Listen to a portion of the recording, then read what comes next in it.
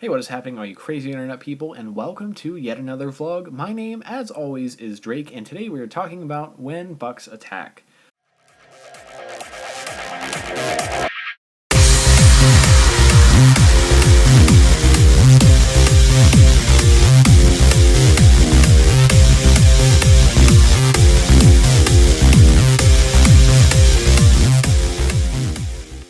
So you may be wondering, why are you talking about when bucks attack? Well, let me tell you, I had an experience, and I think it's a pretty damn interesting experience. So I thought it was great for sharing here. So let's dive into things. I am at school. I'm in the commuter lounge of my university, which is one floor below the main lobby of the building that I'm currently in, which gets a lot of foot traffic because it's connected to offices, the dining hall, and the dorms. So I'm sitting there working on my computer, and I hear glass breaking. Now, I don't think much of it because I figure somebody has broken glass, while walking upstairs and everything's fine, everybody's okay. But then I hear people shouting that there's a deer. And then I get kind of curious, like, why is there a deer? What deer? But then I hear there's a deer in the building, and I realize they're talking about a real deer inside of the building that I am currently in. But I kind of dismiss it because I think I'm going to be safe. I'm downstairs. Typically, deer don't seem to go downstairs. So I keep working at my computer, I'm working on whatever, tuned out from the world, and finally I hear, the deer's going down the stairs! And then I look up from my computer, and I'm looking directly into the eyes of this buck, not more than 10 feet away from me. So I close up my laptop, put it under my arm, and run with some professors to a nearby room, which luckily had a very thick door and a lock, though that won't necessarily stop a buck, especially one that was as confused and disoriented and perhaps even angry as the one that we encountered. We're hearing banging going around in the commuter lounge, which is right next door to the room that we're in, and then it gets quiet. So in the course of this all, this buck is in the quad, breaks in a window, comes into the lobby, slides around, even runs into a door, then slides into the dining hall, knocks over a few chairs, comes back into the lobby, allegedly, though I have not confirmed this, jumps over the rail that separates the lobby from the stairs to the commuter lounge, jumps over that, and then this is where my actual experience, what I personally experienced, I should say, comes in.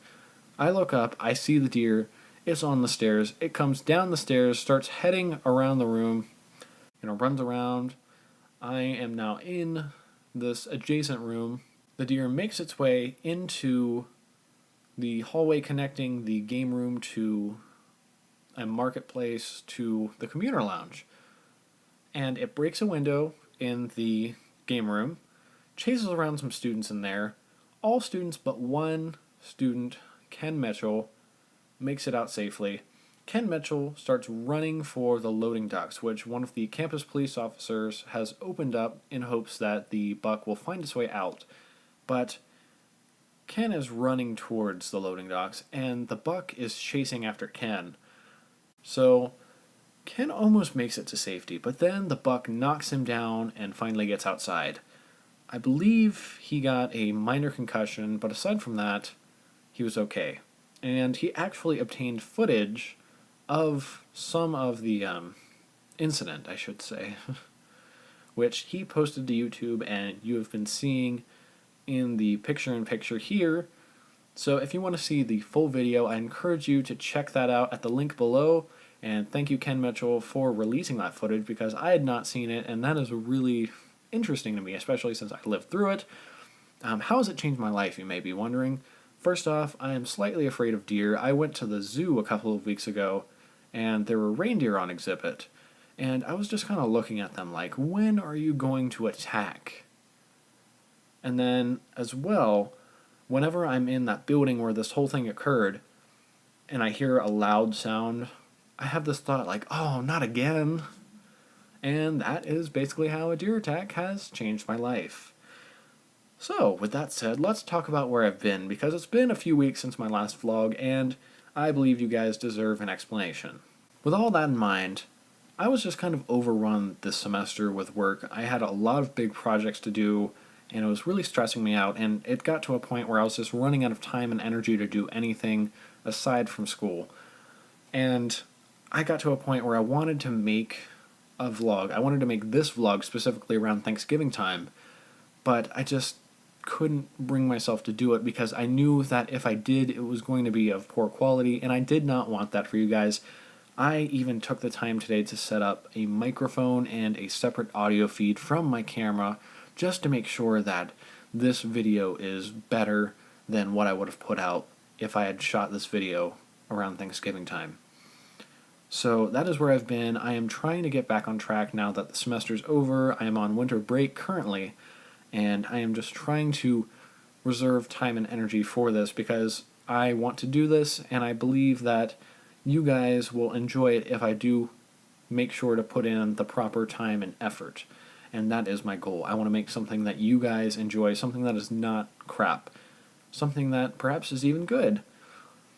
So that is where I've been. That's kind of my plan. And that kind of actually segues into the last little bit of today's vlog, which is something I had planned to do when I was planning to do this video around Thanksgiving time, what I am thankful for. I'll list the things that I'm thankful for this year in particular, and then I'll explain them. So to start off, family, friends. Family and friends kind of is one thing. Family, friends, the internet, basic necessities, technology, and creative people. So let's start off with friends and family. Without them, I would not be here in front of this camera, in front of this microphone, talking to you guys, preparing this video for you guys. I would not be who I am today, what I am today, without them. So that is always something I'm very, very thankful for because, I absolutely would not be here if I was on my own. I would be in a very different place, probably a worse place. Moving on to, let's talk about basic necessities. I think people forget that basic necessities are a thing that not everybody has. There are people who don't have clean water, people who don't have access to food, people who don't have shelters, the homeless. And people sometimes forget to be thankful for these things. And I felt that it was important that I said that I was thankful for it to perhaps remind people that they should be thankful for those things if they have them. I am thankful to have those things because they enable me to not only survive as a human being, as a living organism, but they also allow me to focus on higher level things as per the Maslow hierarchy of needs. I'm able to get to those higher levels because I have the basic necessities, and that's step one. Moving on to the internet, I am thankful for the internet because not only does it allow me to communicate with you guys through these videos and entertain you perhaps, it also allows the world endless possibilities. We can communicate with people halfway across the world in milliseconds.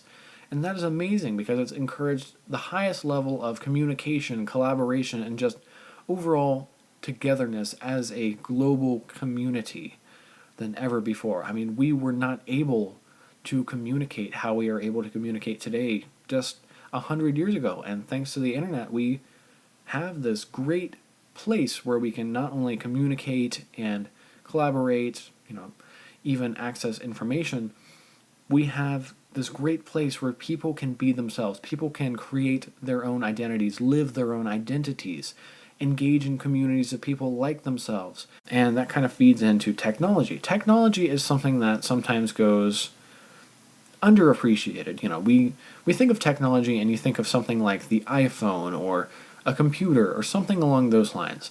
But technology is much more than that. We have technology in the fields of medicine, technology in the fields of space exploration. We would not be where we are today. We would not be living the lives that we are today. Without, say, the wheel, we wouldn't be able to transport things thousands upon thousands of miles. And my final thing on my list of things that I'm thankful for this holiday season, creative people. Creative people to me are what makes life life. Without creative things, creative works, creative people even, life would just be surviving as I see it. And that doesn't seem like a very enjoyable life to me. That's something that I see, and I'm kind of like, I don't know if I would live that kind of life. I don't know if I'd want that kind of life, I should say. Because without creative works, I mean, if we're just surviving, what are we doing with ourselves? So I'm going to end the episode here. Thank you so much for watching, as always. If you want me to do something specific, change something, just improve in general, please let me know, and I will strongly consider it. If not, do it. Thank you for watching, and I hope to see you guys in the next video.